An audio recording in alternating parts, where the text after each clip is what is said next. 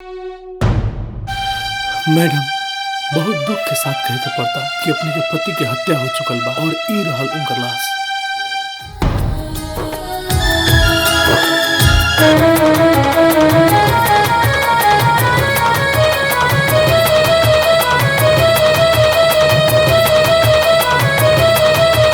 टूट के बिखर गयो,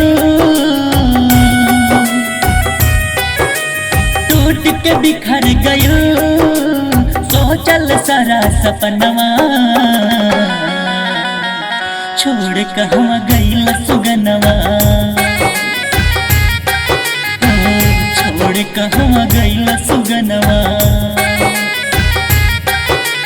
छिलेला खुशिया नोखा तोहफा आइल भवनवा, छोड़ कहवा गइल सुगनवा, छोड़ कहवा गइल सुगनवा।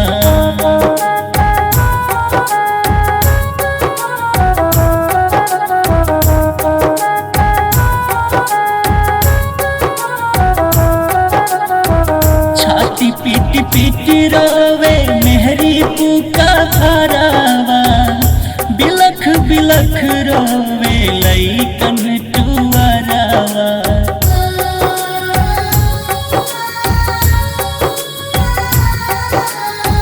छाती पीट पीट रोवे मेहरी पुका हरावा, बिलख बिलख रोवे लइकन टुवारावा, भाइल मंगिया सुना धोआइल तोहर करनवा, छोड़ कहवा गइल सुगनवा, छोड़ कहवा गइल सुगनवा।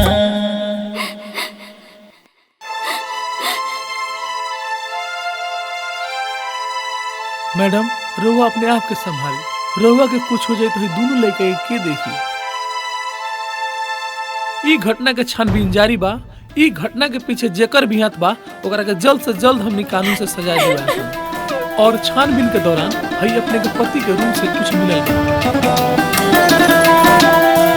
पैसा जे न करावे, आपन से दूर बनावे, पैसा जे न करावे, आपन से दूर बनावे, पैसा जे न करावे, आपन से दूर बनावे,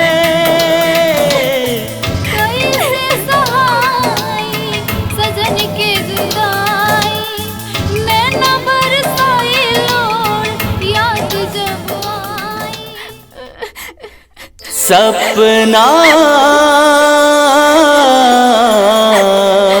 सपना